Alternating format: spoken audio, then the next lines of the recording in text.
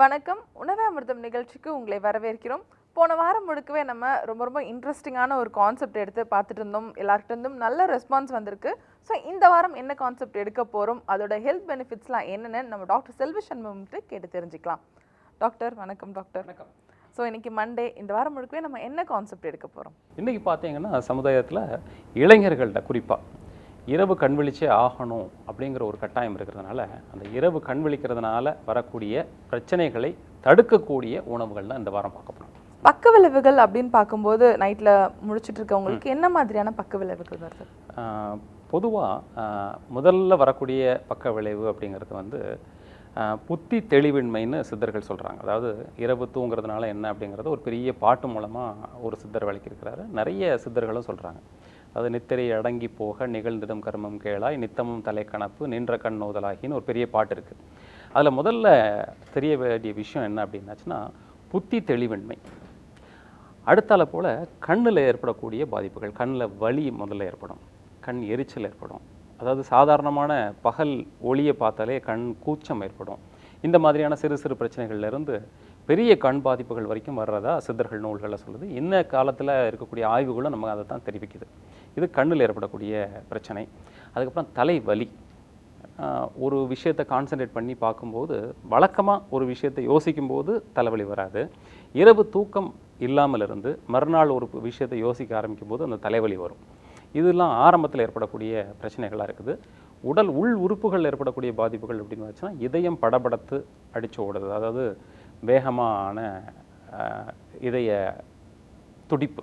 வழக்கமாக ஒரு நிமிஷத்தில் எத்தனை தடவை இதயம் துடிக்கணுமோ அதை தாண்டி இதயம் துடிக்கிறது. அவங்களுக்கு என்ன செய்கிறது? அவங்கள அப்படியே விட்டுறதா கிடையாது. அவங்களுக்கு உள்ள வழிமுறைகளை நம்ம சொல்லணும். அதே மாதிரி அவங்களுக்கான உணவு பழக்கங்களும் சொல்லணும். அப்படிங்கிறதுனால தான் இந்த வாரம் முழுவதும் நம்ம சிறந்த 5 உணவுகளை அவங்களுக்காக நம்ம சொல்ல போகிறோம். நிச்சயமாக டாக்டர், நிறைய விஷயம் சொல்லியிருக்கீங்க. எந்த அளவுக்கு பாதிப்பு இருக்குது அப்படிங்கிற விஷயம்லாம் இன்னைக்கு எல்லாருக்கும் தெரிஞ்சிருக்கும்.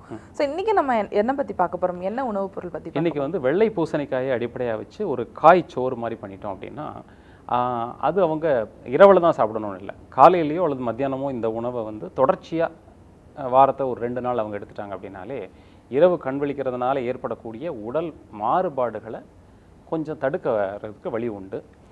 ஓரளவுக்கு நாம் சொன்ன பிரச்சனைகளிலிருந்து விடுபடுறதுக்கும் வழி ஏற்படுறதா இருக்கும்.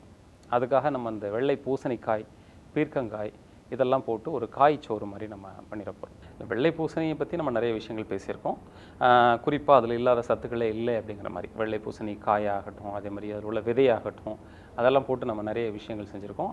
அவங்களுக்கு நம்ம சொல்ல வேண்டிய விஷயம் என்ன அப்படின்னாச்சுன்னா வெள்ளை பூசணிக்காய் அந்த சோறு மாதிரி பண்ணுறதோட மாத்திரம் இல்லாமல் அவங்க காய் கூட்டு மாதிரியும் அதை விதைகளை தண்ணீரில் ஊற வச்சு மறுநாள் காலையில் மென்று சாப்பிட்றதன் மூலமாகவும் இந்த பாதிப்புகள்லேருந்து விடுபடலாம். நிச்சயமாக டாக்டர், ரொம்ப நிறைய விஷயம் சொல்லியிருக்கீங்க. அதுவும் வெண்பூசணி பற்றி நம்ம தொடர்ந்து பார்த்துட்டு வந்துட்டுருக்கோம். அதுவும் நைட் ஷிஃப்ட்டில் ஒர்க் பண்ணுறவங்களுக்கு இந்த மாதிரி ஒரு மாற்று உணவுகள் சொல்லும்போது அவங்க வீட்லையும் ட்ரை பண்ணி பார்ப்பாங்க. இல்லைனா எப்படி அவங்களுக்கு இந்த பிரச்சனையிலேருந்து வெளியில் வர்றது, இதனால் ஏற்படுற இந்த பக்க விளைவுகள் அவங்க உணர்வாங்க. பட் அதுலேருந்து எப்படி வெளியில் வர்றதுன்னு யாரும் யூஸ்வலாக தெரிஞ்சுக்கிறது இல்லை. ஸோ நம்ம நிகழ்ச்சி மூலமாக நிச்சயமாக இன்றைக்கி அவங்களுக்கு தெரிஞ்சிருக்கும். நான் இப்போ வெண்பூசணி சோறு எப்படி செய்கிறதுன்னு செஞ்சு காமிச்சிட்டு வந்துடுறேன். ஸோ நேர்களே, இப்போ டாக்டர் நம்மக்கிட்ட நிறைய விஷயம் சொன்னாங்க. அதுவும் வெண்பூசணி எந்த அளவுக்கு உடம்புக்கு நல்லது அப்படிங்கிற விஷயம்லாம் சொன்னாங்க. ஸோ இப்போ நம்ம வெண்பூசணி சோறு எப்படி செய்கிறதுங்கிறத பார்க்கலாம். இந்த வாரம் முழுக்கவே நம்ம இரவில் வேலை பார்க்கக்கூடியவங்களுக்கு ஏற்ற உணவு வகைகள் தான் பார்த்துட்டு வந்துட்டுருக்கோம். இன்றைக்கி நம்ம பார்க்க போகிறது ரொம்ப இன்ட்ரெஸ்டிங்கான டிஷ். இது மெயினான டிஷ்ஷுன்னு கூட சொல்லலாம். என்னென்னு பார்த்தீங்கன்னா வெண்பூசணி சோறு.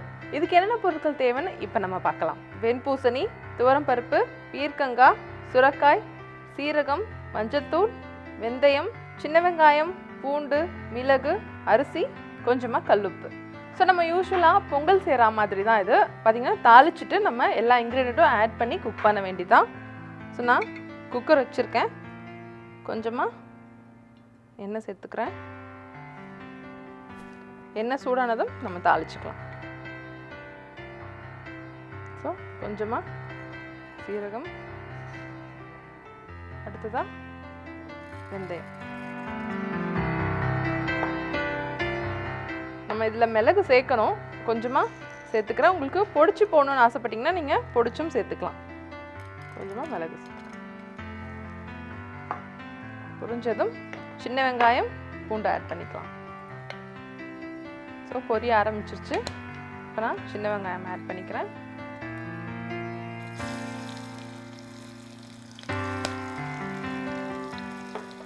அதுக்கு அடுத்ததான் பூண்டு கட் பண்ணி வச்சுருக்கோம். பார்த்தீங்கன்னா சின்ன பூண்டு இது.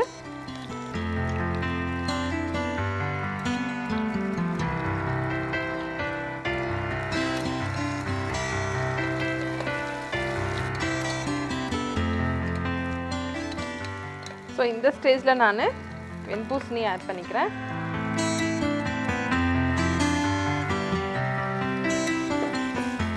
அதுக்கு அடுத்ததான் பீர்க்கங்காய்,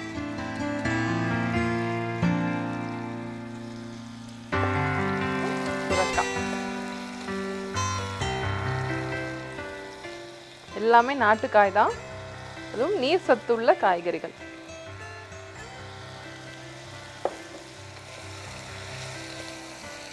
ஸோ இந்த ஸ்டேஜில் நம்ம கொஞ்சமாக கல்லுப்பு, அதுக்கடுத்து தான் மஞ்சத்தூள், அதுக்கப்புறமா கொஞ்சமாக பெருங்காயம் எல்லாத்தையும் ஆட் பண்ணிக்கலாம். உப்பு பொறுத்த வரைக்கும் ரைஸ்க்கு சேர்த்து தான் ஆட் பண்ணுறோம். பெருங்காயத்தூள்,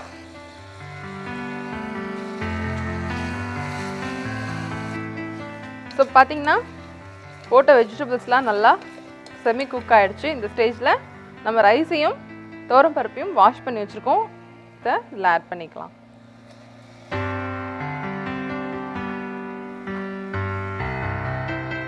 பொங்கல் பதத்துக்கு வேகிற அளவுக்கு நம்ம தண்ணி ஆட் பண்ணிக்க வேண்டியதுதான். இந்த ஸ்டேஜில் நம்ம உப்பு சரியாக இருக்கான்னு பார்த்துக்கலாம்.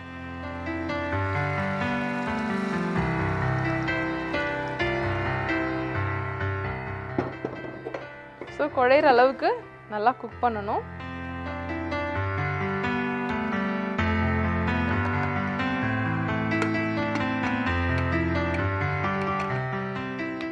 மூடி நல்லா வேக விடலாம். ஸோ கொஞ்ச நேரம் நம்ம இதுக்காக வெயிட் பண்ணுவோம்.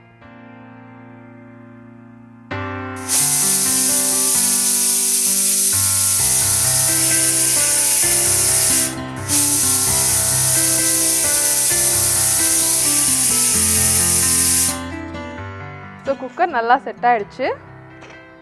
ஓப்பன் பண்ணிக்கிறேன். பார்த்தீங்கன்னா நம்ம போட்ட காய்கறி எல்லாமே நல்லா ஸ்மாஷ் ஆயிருக்கு. எனக்கு துவரம்பருப்போட ஸ்மெல் நல்லா வந்துட்டுருக்கு. நான் அதை கொஞ்சமாக மாற்றிக்கிறேன். டேஸ்ட் பண்ணி பார்த்துடலாம்.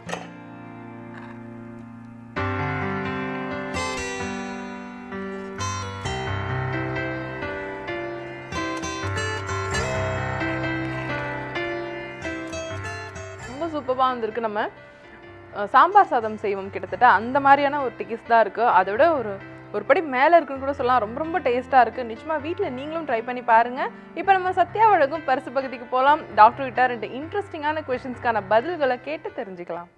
ஸோ வெண்பூசணி சோறு செஞ்சு பார்த்தாச்சு. இப்போ சத்யா வழங்கும் பரிசு பகுதிக்கும் நம்ம வந்துட்டோம். 2 இன்ட்ரெஸ்டிங்கான கொஷின்ஸ் நாங்கள் எடுத்து வச்சுருக்கோம். அதுக்கான பதிலை டாக்டர்கிட்ட கேட்டு தெரிஞ்சுக்கலாம். ஸோ டாக்டர் 2 இன்ட்ரெஸ்டிங்கான கொஷின் எடுத்து வச்சிருக்கோம். அதுவும் நம்ம இன்னைக்கு எடுத்திருக்க டாபிக் ஏற்ற மாதிரி ஒரு கொஷின் வந்திருக்கு. என்னன்னு பார்த்தீங்கன்னா, எனக்கு 26 வயது ஆகிறது, ஆனால் இரவில் தூக்கம் வர மாட்டேங்குது, நல்லா தூக்கம் வரதுக்கு நாங்கள் என்ன செய்யணும் அப்படின்னு கேட்டிருக்காங்க. பொங்கேஸ்வரன், காரைக்குடியிலேருந்து. சரி, அவங்களுக்கு ஏதாவது உடம்புல ஏதாவது குறைபாடு பற்றி குறிப்பு சொல்லியிருக்காங்களா? இல்லை, எதுவுமே இல்லை. 4 வரியில தான் கேட்டிருக்காங்க. எனக்கு தூக்கம் வர்றது கிடையாது, நான் என்ன பண்ணணும் அப்படின்னு. பொதுவாக நிறைய நோய் நிலைகளில் தூக்கம் வராமல் இருக்கு. ஆனால் எந்த காரணமும் இல்லாமல் தூக்கம் வர்ற மாதிரி இவர் குறிப்பிட்டிருக்கிறாரு.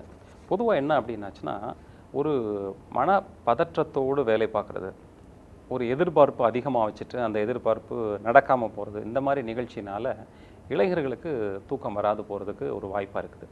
சில வேளைக்கு அவங்க இந்த இளைஞர்கள்லாம் என்னென்னா குழுமமாக, அதாவது ஹாஸ்டலில் தங்கியிருப்பாங்க அல்லது ஃப்ரெண்ட்ஸோடு தங்கியிருப்பாங்க. இரவு வேளைகளில் அவங்க ஒரு புத்துணர்ச்சியோடு பேசிகிட்டு இருக்கிறது அவங்களுக்கு ஒரு வழக்கமாக இருக்கும். எந்த தொந்தரவும் இல்லாமல் நேரமாக இருக்கு இல்லையா? 9 மணிக்கு மேலே ஆரம்பித்து 11, 12, 1 மணி வரைக்கும் பேசிகிட்டு இருந்துட்டு அவங்க தூங்க போகிறத வழக்கமாக வச்சுருப்பாங்க. அதனால் அவங்க உடல் மாற்றம் என்ன ஆகும் அப்படின்னாச்சுன்னா, இரவு வேளையில் துடிப்பாக செயல்படுற மாதிரியான ஒரு இயங்கியல் மாற்றம் அமைஞ்சு போயிடும். அதுக்கப்புறம் இயல்பான ஒரு குடும்ப வாழ்க்கைக்கு வந்த பிறகு என்ன ஆகும் அப்படின்னாச்சுன்னா, இரவில் தூக்கம் வராது போயிடும். அவங்க செய்ய வேண்டியது என்னென்னா, பொதுவாக அது மட்டும் இல்லாமல் இந்த மாதிரி இரவில் தூக்கம் வராதவர்கள் கடைபிடிக்க வேண்டிய சில வழிமுறைகள் இருக்குது. அதில் என்ன பண்ணணும்னா, முக்கியமானது இரவு உணவை 7 மணிக்கு உள்ளாக சாப்பிடணும். குளிர்காலமாக இருந்தாலும் சரி, வெயில் காலமாக இருந்தாலும் சரி, இரவு ஒரு வேளை குளிக்கணும். ஒரு 9 மணி பக்கத்தில் தேன் கலந்த தண்ணீரை அவங்க பருகணும். சுடு தண்ணி தேவையில்ல, நார்மல் தண்ணீர்லேயே இது குடித்தாலே இயல்பான தூக்கம் வர்றதுக்கான வாய்ப்பு இருக்குது. குளிக்கிறது, இரவு வேளையை இரவு சீக்கிரமாக சாப்பிட்றது, அதுக்கப்புறம் ஒரு குறுநடை நடந்துட்டு வர்றது, அதுக்கப்புறமா தூங்குறதுக்கு முன்னாடி தேன் கலந்த தண்ணீர், இது இயல்பான நிலையிலேயே அவங்களுக்கு தூக்கம் வர்றதுக்கான வாய்ப்புகள் இருக்கும். நிச்சயமா டாக்டர், அவங்க ட்ரை பண்ணி பார்ப்பாங்கன்னு நான் நினைக்கிறேன்.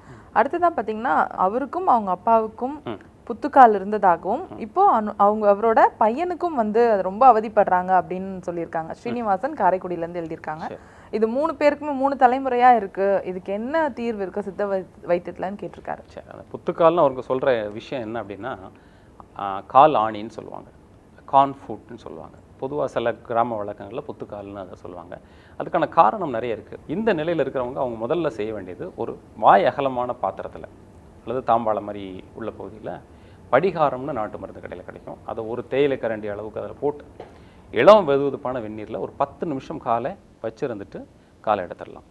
அதுக்கப்புறம் நல்லா காலை சுத்தமாக தேய்ச்சி கழுவிட்டு அந்த புற்றுக்கால், அதாவது கால் ஆணி இருக்கக்கூடிய பகுதியில் நாட்டு மருந்து கடை அல்லது சித்த மருந்து கடையில் சிரட்டை தைலம்னு ஒன்று கிடைக்கும். இதை கொஞ்சம் பாதுகாப்பாக எச்சரிக்கையாக அவங்க போடணும். ஏன்னா அந்த காலாணி இருக்கிற இடம் தவிர மற்ற இடத்துல படாதவாறு தேங்காய் எண்ணெயோ அல்லது தேன் மெழுகோ சுற்றிலும் தடவிட்டு மட்டும் போடணும். அந்த இடத்துல மாத்திரம் ஒரு சின்ன துளி, முதல்ல நிறைய வைக்க வேண்டாம், ரொம்ப மெல்லிசான துளி ஒரே ஒரு இடத்துல வச்சு பார்த்தாச்சுன்னா கொஞ்சம் கொஞ்சமாக அது குறையிறதுக்கான வாய்ப்பு இருக்குது. டாக்டர், இன்றைக்கி நம்ம 2 முக்கியமான விஷயம் பார்த்துருக்கோம். 2 கொஷின்ஸ் பற்றி நீங்கள் ஆன்சர் சொல்லியிருக்கீங்க. அது மட்டும் இல்லாமல் இரவு முழிக்கிறவங்களுக்கு என்னெல்லாம் பிரச்சனைகள் இருக்குன்னு இந்த வாரம் முழுக்கவே நம்ம பார்க்க போகிறோம். ரொம்ப ரொம்ப தேங்க்ஸ் டாக்டர் உங்களுக்கு. நன்றி. ஸோ நேர்களே, இன்றைக்கி நம்ம 2 இன்ட்ரெஸ்டிங்கான கொஷின்ஸ்க்கான பதிலை கேட்டு தெரிஞ்சுக்கிட்டோம். அது மட்டும் இல்லாமல் இந்த வாரம் முழுக்கவே நம்ம நைட் ஷிஃப்ட்டில் ஒர்க் பண்ணுறவங்களுக்கு ஏற்ற உணவு வகைகள் பார்க்க போகிறோம். அவங்களுக்கு என்னென்ன பிரச்சனைகள், அதுக்கான தீர்வெல்லாம் இந்த வாரம் பார்க்க போகிறோம். இதே மாதிரி நாளைக்கு இன்ட்ரெஸ்டிங்கான ஒரு ரெசிபியோட நாங்கள் உங்களை சந்திக்கிறோம்.